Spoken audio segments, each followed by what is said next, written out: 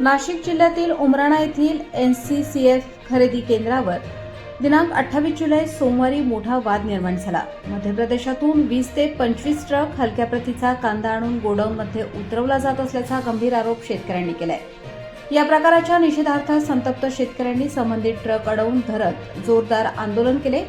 तिसगावचे राजेंद्र जाधव आणि प्रहार जनशक्ती पक्षाचे हरिसिंग ठोके यांनी गोडाऊनमध्ये जाऊन प्रत्यक्ष पाहणी केली. पाहणी दरम्यान संशयास्पद प्रकार निदर्शनास आल्यानंतर त्यांनी तात्काळ गणेश निंबाळकर व इतर कांदा उत्पादक शेतकऱ्यांना माहिती दिली. त्यानंतर मोठ्या संख्येने शेतकरी गोडाऊन परिसरात दाखल झाले आणि संबंधित ट्रक अडवून जाब विचारला. त्यामुळे काही काळ परिसरात तणावपूर्ण वातावरण निर्माण झाले. शेतकऱ्यांचा आरोप आहे की स्थानिक शेतकऱ्यांच्या चांगल्या दर्जाचा कांदाही विविध जाचक अटी व नियमांच्या नावाखाली नाकारला जातो. मात्र दुसरीकडे मध्य प्रदेशातून हलक्या प्रतीचा कांदा मोठ्या प्रमाणावर आणून त्याची साठवणूक केली जात आहे.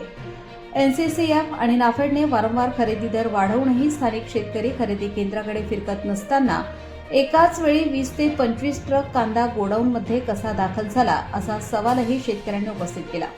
या संपूर्ण व्यवहारात मोठा गैरव्यवहार झाल्याचा आरोप करत यामुळे स्थानिक कांद्याचे बाजारभाव जाणीवपूर्वक पाडले जात असल्याचा दावा शेतकऱ्यांनी केला आहे.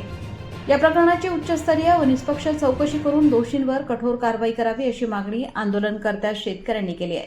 दरम्यान शेतकऱ्यांनी केलेले आरोप NCCF आणि नाफेडच्या संबंधित अधिकाऱ्यांनी फेटाळून लावले असून चौकशीनंतरच या प्रकरणातील वस्तुस्थिती स्पष्ट होणार आहे. तुमचं नाव सांगा. माझं नाव हरसिंग ठोके, प्रहार शेतकरी संघटना देवळा तालुका अध्यक्ष. काय नक्की इथं काय प्रकार आहे? आपण जर बघितलं तर सर्व गर्दी या ठिकाणी आहे. आपण स्वतः या कांदा वखारमध्ये म्हणजे जे नाफेडचं जे गोडाऊन आहे इथं आपण आलेला आहात.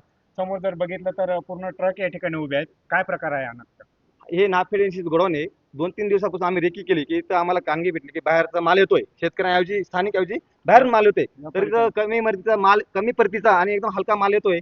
आज शेतकऱ्यांचा माल नाही घेता, हे लोक MP मधून माल मागत आहे आणि आज 20-25 गाड्या आहेत. आम्ही अचानक आलो काही शेतकरी बांधवांना सोबत घेऊन, तर रेट टाकले आम्ही आणि आम्हाला इथं दिसलं का 20-25 बाहेरच्या गाड्या येऊन उभ्या आहेत आणि हलक्या प्रतीचा माल लोड करते. आणि आता आमचा असा आक्षेप आहे शासकीय यंत्रणेला की जर तुम्ही क्वालिटी कंट्रोल दिले तालुक्याला, जिल्ह्याला, मग हे काय करतात? आणि मग याच्यात सर्व लोकांनी लक्ष द्यायला पाहिजे, आमदार खासदारांनी. आता याची हा उमराचा प्रश्न नाही, पूर्ण नाशिक जिल्ह्याचा, महाराष्ट्राचा प्रश्न आहे. आता आमची मागणी असेल की पुढची की पूर्ण नाशिक जिल्ह्यातील यांचे नाफेडचे गोडाऊनची चौकी झाली पाहिजे आणि जे क्वालिटी कंट्रोल आहे तात्काळ यांना निलंबित केलं पाहिजे आणि यांच्यावर कारवाई केली पाहिजे आणि जे संबंधित ठेकेदार लोक आहेत त्यांच्यावर कारवाई केली पाहिजे आणि जेलमध्ये पाठवलं पाहिजे. आपण तुमचं नाव सांगा. मी राजेंद्र जाधव, तिसगाव, माझे सरपंच. आम्ही आज सकाळी ते म्हणजे 12 वाजता इथे आलो होतो. इथे इंदूरच्या गाड्या आलेल्या होत्या. इथून मागे फेडरेशन वगैरे होते आणि त्यांनी वखारला जे काम दिले महामंडळ, ते आमचा जो माल खरेदी करत होते तेव्हा एकदम म्हणजे ते निकष पूर्ण लावत होती की 35 mm पाहिजे, 50 mm पाहिजे. आज जर बघितला ते गुरं सुद्धा कांदा खाणार नाही, इतका थर्ड क्लास क्वालिटीचा कांदा आज इथे लोडिंग होते, म्हणजे पॅकिंग स्टोरेज होते. काय मागणी करणार आता शासनाने आता हे खरेदी बंद करावी. डायरेक्ट शेतकऱ्यांना काय देता येते अनुदान डायरेक्ट हे द्यावं. म्हणजे नाफेड यांची खरेदी बंद करावी. इथे जे मोठ्या प्रमाणात ट्रक जे आहे ते बाहेरून आल्याचा असा शेतकऱ्यांचा आरोप आहे. एकीकडे नाफेडने वारंवार भाव वाढून देखील शेतकऱ्यांकडून अल्प प्रतिसाद मिळत होते. मात्र ह्या ज्या गाड्या आहेत ह्या मोठ्या प्रमाणात आल्या आणि त्या बाहेर घेऊन आल्याचा आरोप इथं ज्या भागातील शेतकरी. पहिले तर तुम्ही सर्व गाडीवाल्यांकडे चौकशी करा, त्या कोणी बोलवल्या आहे. त्यांनी आमच्या धोंडेगाव किंवा शाहू दोघांतून कोणाचंही नाव घेतलं तर आम्ही पूर्णपणे त्याला जबाबदार आहोत. तुम्ही त्यांचा तपास करून चौकशी करू शकतात. अनेक गाड्या इकडे खावी जावी आहे असं शेतकऱ्यांचं म्हणणं आणि गाड्या पळून लावण्यात आल्या आहे. नाही, गाड्या पळून कुठल्या लावलेल्या नाही. जो माल खाली झाला तो शेतकऱ्यांचाच आहे. आम्ही शेतकऱ्यांना आव्हान करतो की 2160 रुपयाचा रेट आहे. तुम्ही इथं मोठ्या प्रमाणावर कांदा घेऊन यावा. आजही आम्ही शेतकऱ्यांना आव्हान करतो, कालही करत होतो आणि त्यांनी तुम्ही स्वतः तुमचाही माल असेल तर 2160 मध्ये उतारा असेल तर आम्ही घ्यायला तयार. इथून कुठलाही शेतकरी आणि प्रतिबद्दल बोलायचं मला म्हणताय. क्वालिटी चेक करण्यासाठी नाफेडकडनं 4 लोक आहे, CWC कडनं 4 लोक आहेत. ते माप लावता, मेजर लावता. जे रिजेक्ट क्वांटिटी तुम्ही त्यांचं रजिस्टर्ड चेक करू शकता. रिजेक्ट क्वांटिटी त्यांनी रिजेक्ट दाखवलेली आहे, ऍक्सेप्टेड क्वांटिटी ऍक्सेप्टेड दाखवलेली आहे. तुम्ही त्यांचं रजिस्टर्ड पण चेक करू शकता. सर गोडाऊन मध्ये त्यांनी आम्ही सोसायटीचं आणि FPCचं काम असं आहे की माल इथं शेतकऱ्याचा घेऊन येणं, तो ऍक्सेप्ट करणं, रिजेक्ट करणं ही संपूर्ण जबाबदारी NCCF आणि CWCची आहे. त्यांनी ऍक्सेप्ट नाही केला तर आम्हाला तो परत घेऊन जावा लागतो माल, त्याच्यात आमचा काहीही संबंध नाही. पण बॅनर कधी लावणार? तिकडे जे माल स्टोरेज करण्यात आले आहेत त्याच्यामुळे निम्म्यापैकी निकृष्ट दर्जाचा आहे असं शेतकऱ्यांचं सर, जी म्हणणं आहे. कन्साइनमेंट शेतकऱ्याने आणली आहे आणि जी कन्साइनमेंट सीडब्ल्यूसी आणि नाफेडने जॉईंटपणे ऍक्सेप्ट केलेली आहे तोच माल इथे आहे. त्याच्या व्यतिरिक्त माल नाही. सोसायटी आणि फार्मर प्रोड्युसर कंपनी NCCF ला माल घेण्यासाठी किंवा शेतकऱ्याच्या वतीने बळजबरी करू शकत नाही. संपूर्ण जबाबदारी शासनाची आहे की तो ऍक्सेप्ट करायचा की रिजेक्ट करायचा. शासनाच्या नियमानुसार हा कांदा मला तुमचं नाव सांगा आणि इथं तुमच्याकडं जे गोडाऊन आहे गोडाऊन इथं जो माल खाली केला जातो तो हलक्या प्रतीचा माल खाली केला जातो आणि तो बाहेर राज्यातून आणला जातो असं या शेतकऱ्यांचा आरोप आहे. नाही, माझं नाव तेजस आहिरे आहे. इथे NCCFचं गोडाऊन आहे, पण इथे 2 संस्था काम करतात. एक मी धोंडेगाव संस्थेचा प्रतिनिधी आहे.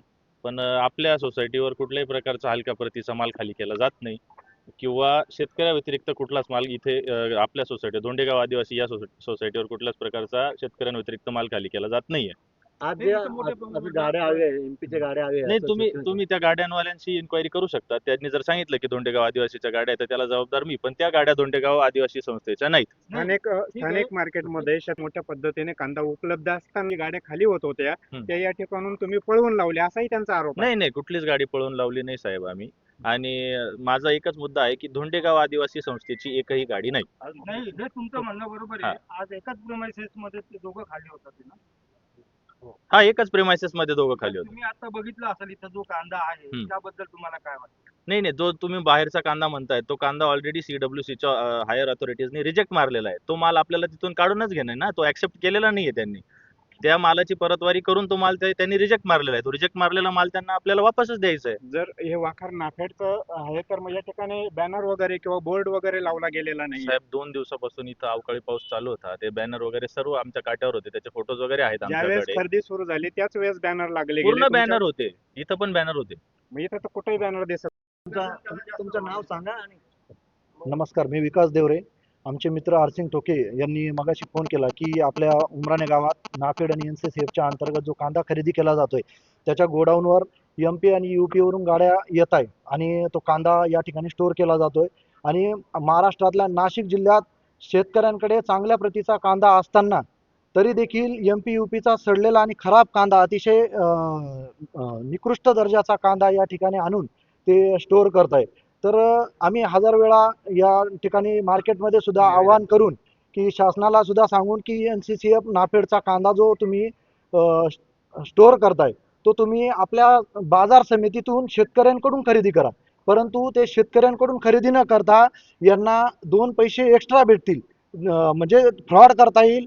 ज्या ठिकाणी क्वालिटी कंट्रोलवाल्यांनी सांगितलं की तुम्ही ज्या MM चा कांदा तुम्ही उच्च प्रतीचा कांदा स्टोअर करावा, परंतु यांनी काय केलं की बाहेर राज्यात 11 रुपये 15 रुपये कमी दर्जात रुपयाने जो कांदा मिळतोय तो या ठिकाणी आणून स्टोअर करायचा आणि गव्हर्नमेंटकडून जास्त 21 रुपये जो भाव ठरलेला आहे त्या रेटचा पैसा यांच्या अकाउंटवर पाडायचा. याची सुद्धा विचारपूस ही झाली पाहिजे, याची चौकशी लागली पाहिजे. आणि जे कर्मचारी आहेत कर्मचाऱ्यांना हे काय रेटने पैसे देत आहे आणि सरकारकडून काय रेटने हे पैसे काढताय कर्मचाऱ्यांचे हे सुद्धा या ठिकाणी तपासणी झाली पाहिजे, अतिशय सखोल तपासणी झाली पाहिजे. आणि महत्त्वाचं म्हणजे मी सर्व महाराष्ट्रातील शेतकऱ्यांना एक संदेश देऊ इच्छितो की ही नाफेड NCCF संस्था बंद झाली पाहिजे. का बंद झाली पाहिजे? ऐका, का बंद झाली पाहिजे? कारण हे जे नाफेड जो सरकारचा जो कायदा आहे की मूल्य स्थिरीकरण नावाचा जो कायदा आहे हे काय करतात की ज्या वेळेस जास्त रेट वाढतात 4 रुपये 5 रुपयापर्यंत कांदा जातो किंवा 40 रुपये 50 रुपयापर्यंत कांदा जातो त्यावेळेस हे लोक काय करतात की कांद्याचे दर स्थिर राहण्यासाठी हे नाफेडचा कांदा बाजारात उतरवतात. पण असा सडलेला कांदा हे बाजारात आज 20 रुपये भाव आहे. खूप काही शेतकऱ्यांना भाव मिळत नाही. आजच एवढ्या कमी दर्जाचा म्हणजे एवढ्या कमी रेट मिळत असताना हे MP चा बाहेर राज्यातला कांदा इथे आणून उद्या अजून महिन्याभरात हे त्या मार्केटला त्या मंडीला कांदा उतरवतील आणि या ज्या शेतकऱ्यांना 20 रुपयाने जो आज कांदा विकला जातोय तो उद्या 13 रुपये भाव सुद्धा राहणार नाही, अशी परिस्थिती होणार आहे. मग इथल्या शेतकऱ्यांनी काही फाशी घ्यायची का? मग त्यांनी हा कांदा का पिकवायचा? शेती का करायची? महाराष्ट्र आत्ता आम्ही क्वालिटी कंट्रोल जो इंग्लिशमध्ये बोलतोय तो व्यक्ती, तो सांगतोय की मला इथलं काहीच माहित नाही. त्याला ज्यावेळेस विचारलं की तुम्ही इथला स्थानिक बाजारपेठेतला कांदा का स्टोअर करत नाही, तो म्हणतो मला इथलं काहीच माहित नाही, इथल्या अधिकाऱ्यांचं काही मला इंग्लिश बोलले त्यांची आयराणी भाषा किंवा काही कळत नाही. मग अशा अधिकाऱ्यांना तुम्ही इथे का पाठवतात? ओके.